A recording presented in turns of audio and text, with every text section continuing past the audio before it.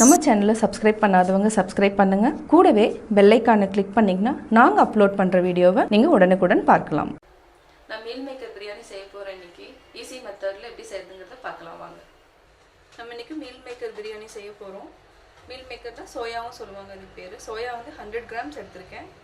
Rice வந்து 3 cups. இந்த கப்பில் வந்து நான் வந்து 3 கப் எடுத்திருக்கேன். அதுக்கப்புறம் 2 வெங்காயம், 2 வந்து பெரிய வெங்காயம் 2 எடுத்திருக்கேன். தக்காளி வந்து பெரிய தக்காளியை எடுத்ததுனால ஒன்று தான் போட்டிருக்கேன். சின்னதாக இருந்தாலும் நீங்கள் 2 எடுத்துக்கோங்க. புதினா கொஞ்சமாக தேவையான அளவு, பச்சை மிளகாய் 2. ஏன் பச்சை மிளகாய் 2 எடுத்துருக்கேன்னா பிரியாணி மசாலா ஆட் பண்ணதுனால 2 போட்டாவே போதும். பிரியாணி மசாலா கொஞ்சமாக எடுத்திருக்கேன். இஞ்சி பூண்டு பேஸ்ட்டு, ஆயில், அதுக்கப்புறம் வந்து ஏலக்காய், பட்டை, பிரியாணி லீஃபு, லவங்கம் 2 இது எடுத்திருக்கேன். இப்போ எப்படி செய்யறதுன்னு பார்க்கலாம்.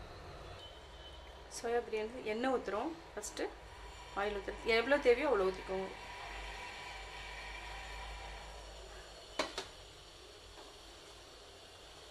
நல்லா எண்ணெய் காஞ்சதுக்கப்புறம்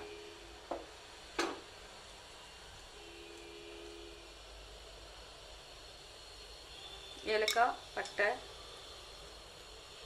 லவங்கம், அப்புறம் பிரியாணி லீஃப் இந்த 4 போட்டு லைட்டாக தாளிச்சிடணும் ஃபஸ்ட்டு. அதுக்கப்புறம் ஆனியன் போடணும். ஆனியன் நல்லா வந்து ப்ரௌன் ஆகிற வரைக்கும், லைட் ப்ரௌனிஷ் வர வரைக்கும் நம்ம வந்து வதக்கிட்டே இருக்கணும். சிம்மில் வச்சு பண்ணுங்கள். ஃபஸ்ட்டு சிம்மில் வச்சுக்கோங்க. அதுக்கப்புறம் கொஞ்சம் வேகமாக வச்சுக்கலாம். நம்ம விட்டு நல்லா கிளறிட்டே இருங்க. இன்னும் ப்ரௌன் ஆகிற வரைக்கும் கொஞ்சம் அப்படியே வதக்கிட்டே இருங்க. சோயா வந்து நல்லா தண்ணியில் ஒரு 10 மினிட்ஸ் வந்து கொதிக்க வச்சுக்கோங்க. நல்லா அதுக்கப்புறம் நல்லா புழிஞ்சு அதுக்கு நம்ம எடுத்து இந்த மாதிரி வச்சுருக்கோம். சோயா போகிறதுக்கு முன்னாடி ஆக்சுவலாக ஸ்டார்டிங்லேயே நீங்கள் அது தண்ணியில் சுடுதண்ணியில் போட்டு எடுத்து வச்சுருங்க. நல்லா ப்ரௌன் ஆகிடுச்சு. இப்போ வந்து தக்காளி போடுறோம். ஏன்னா இது வந்து 250 கிராம்ஸுங்கிறதுனால ஒரு தக்காளி போட்டால் போதும். 1/2 kg அந்த மாதிரி இருந்துச்சுன்னா தக்காளி வந்து நம்ம ஆட் பண்ணிக்கலாம். 250 கிராம்ஸ் எடுத்துக்கோங்க. 250 கிராம்ஸுக்கு 3 பேர் தாராளமாக சாப்பிட்லாம். தக்காளி வந்து நல்லா வதங்கணும். ஃபஸ்ட்டு ஸ்லோலியே விட்டு வதக்குங்க. இந்த ஒரு அரை இதில் இருக்கிறப்போ இஞ்சி பூண்டு பேஸ்ட்டு போட்டுருங்க. ஓரளவுக்கு வதங்கினதுக்கப்புறம் லைட்டாக இந்த ஸ்டேஜில் வந்து இஞ்சி பூண்டு பேஸ்ட்டு போட்டு நல்லா வதக்கணும். அப்போ தான் பச்சை வாசம் நல்லா போகும். இஞ்சி பூண்டு பேஸ்ட்டு வந்து நல்லா வதக்கிட்டனாவே நல்லா பிரியாணி வந்து ரொம்ப டேஸ்ட்டாக இருக்கும். பச்சை வாசம் இருந்துச்சுன்னா அந்த பூண்டு ஸ்மெல், இஞ்சி ஸ்மெல் இருக்கும், யாரும் சாப்பிட மாட்டாங்க. ஸோ நல்லா ஆயில் நல்லா வர வரைக்கும் நல்லா வதக்கிட்டே இருங்க. அது கூட தக்காளியும் நல்லா வதங்கிடும். லோ ஃப்ளேம்லேயே வச்சுட்டு நீங்கள் வதக்குங்க. ஹை ஃப்ளேமில் வச்சுன்னா உடனே பிடிச்சிரும். இஞ்சி பூண்டு பேஸ்ட் வந்து அடியில் இப்படி கருப்பாயிடும். ஸோ லோ ஃப்ளேம்லேயே வச்சு இஞ்சி பூண்டு பேஸ்ட்டு போட்டதுக்கப்புறம் லோ ஃப்ளேமில் வச்சுக்கோங்க எப்போவுமே. இப்போ வந்து பச்சை மிளகாய், புதினா கொஞ்சமாக போடுறோம். புதினா வந்து சேர்த்துனா உடம்புக்கு ரொம்ப நல்லது. நல்லா டைஜஷன் ஆகிறதுக்கு ஒரு நல்ல இது. அதே மாதிரி ஃப்ளேவரும் கூட. இப்போ வந்து தக்காளி, வெங்காயம் எல்லாமே சேர்ந்து மிக்ஸ் பண்ணி ஒரு நல்லா ஒரு கிளறி வந்து பிரியாணி மசாலா கொஞ்சம் போட்டு வச்சிடலாம். போட்டுக்கலாம்.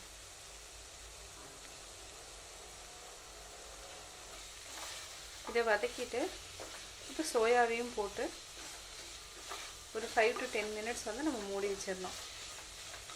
இப்போ வந்து நான் இன்னும் உப்பு எதுக்குமே போடல. உப்பு வந்து ஒரு 10 மினிட்ஸ்க்கு அப்புறம் நம்ம போட்டுக்கலாம். இல்லைன்னா எல்லாமே தண்ணி விட்டுரும். இப்போ சோயாவையும் போட்டு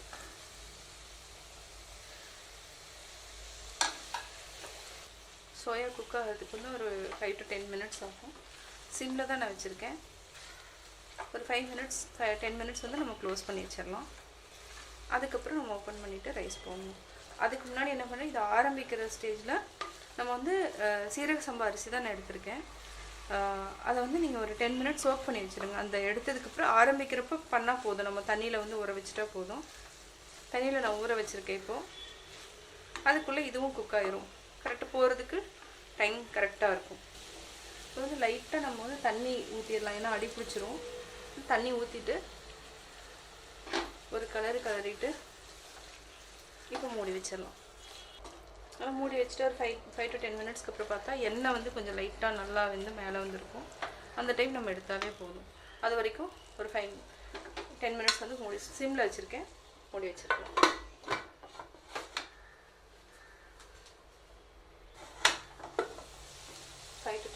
ஆச்சு,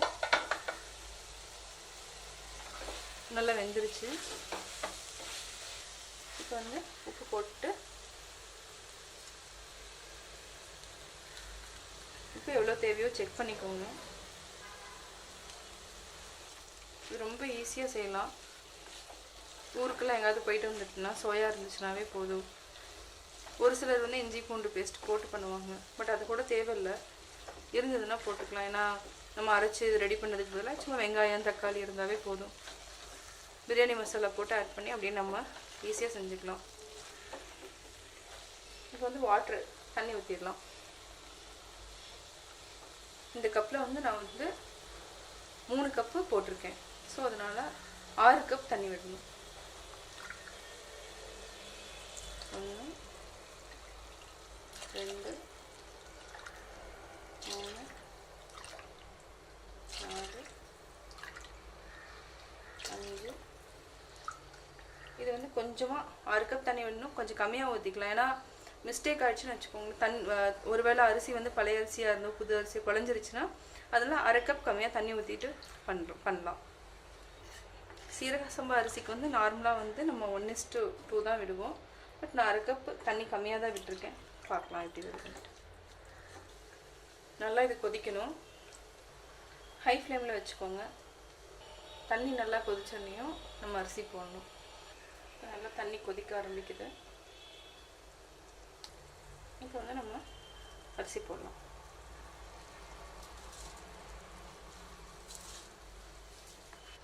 ஃபஸ்ட்டு வந்து இது வந்து என்ன பண்ணணும்னா நல்லா ஆவி வரணும்.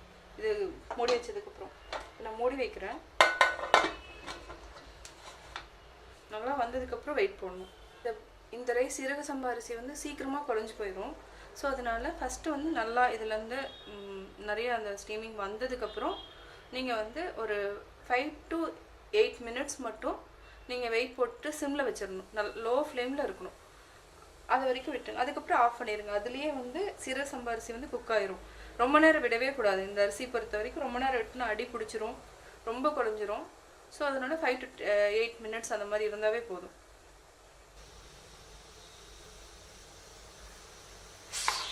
அவ்வளோதான். 5 to 8 மினிட்ஸ் வந்து வச்சுருங்க, சிம்மில் வச்சுருங்க.